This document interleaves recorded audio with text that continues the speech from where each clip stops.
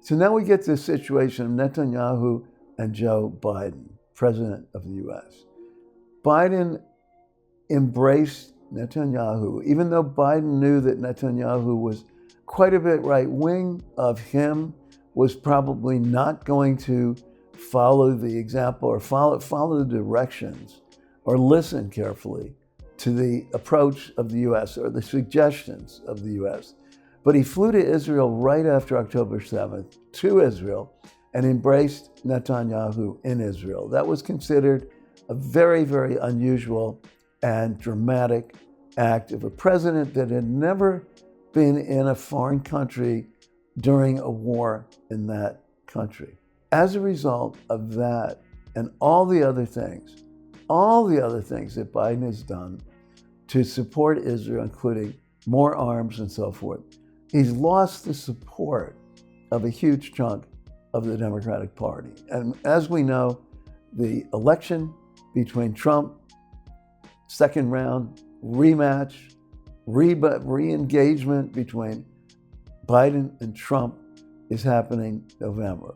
So it's very short time away.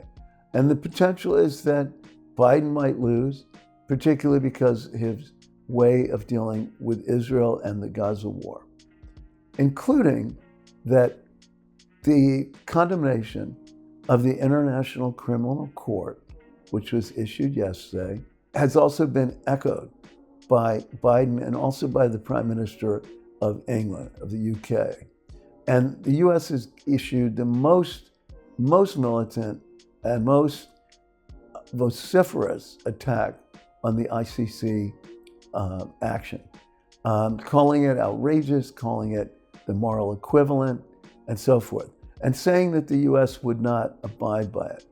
Well, in fact, the US and Israel are not signatories to the ICC, so they wouldn't have the obligation to do it themselves. But the countries that are signatories, which includes France and Germany and several other countries in Europe, would be obligated so that if Netanyahu or Yoav Gallant showed up, the potential would be for an arrest.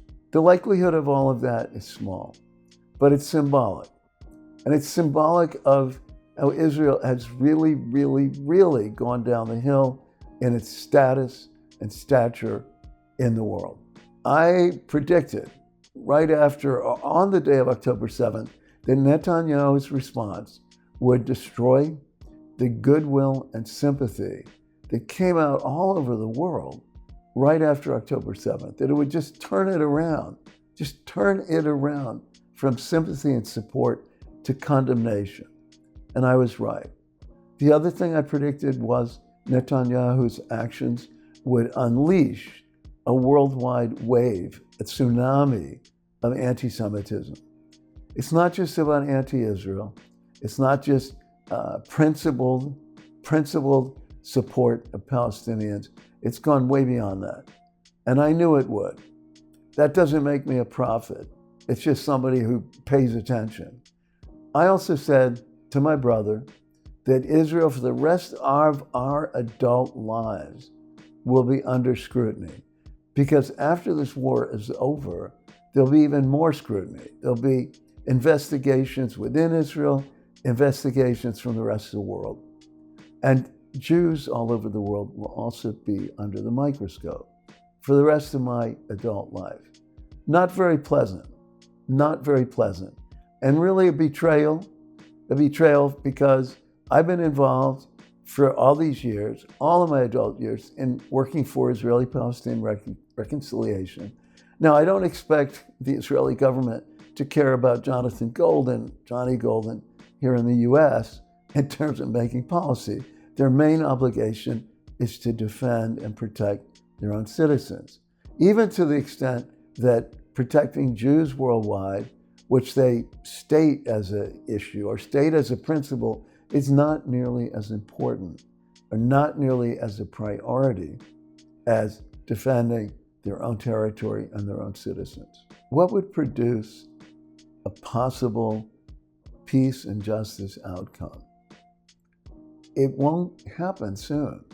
because even the opposition that has a chance of defeating Netanyahu and taking power is not progressive enough, let's say left enough, let's say oppositional enough, creative enough, going out on a limb enough to do what needs to be done, which is to find either a two-state solution or even a unified solution of two states or one state that has a federation. People have talked about that, but the only people talking about that are small groups on the left.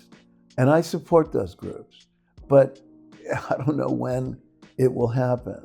Now, let me just show you what I want to do at a demonstration here in the US and in the Boston area, for example, and has not been done. And it doesn't seem like anybody wants to do it. But I would like to wear or to hang up or to hold both flags at a demonstration of a Palestinian demonstration or one of the encampments at universities or any of those things. These two flags represent the potential of what I'd like to see. Two flags, two peoples, two languages, two religions, two cultures, and two nations, Israel and Palestine. That would be the solution I'm looking for.